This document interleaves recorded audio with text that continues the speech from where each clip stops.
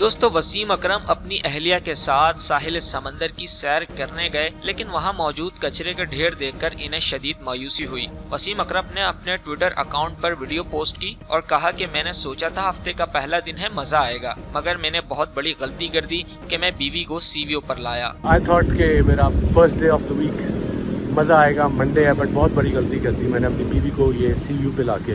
یہ حال دیکھیے پیچھے میرا۔ وسیم اکرم نے کہا کسی کو الزام نہیں دینا بلکہ بطور قوم خود کو الزام دینا ہے، اور یہ باعث شرمندگی ہے۔ ان کا کہنا تھا میری بیوی دنیا بھر میں پاکستان کی تعریف کرتی ہے، پاکستان بہت خوبصورت ملک ہے، یہاں کے لوگ بہت خوبصورت ہیں، خوبصورت تو ہیں مگر گندے بھی ہیں، اور یہ بات ماننی پڑے گی۔ کسی کو بلیم نہیں کرنا، اپنے آپ کو بلیم کرنا ایز اے نیشن۔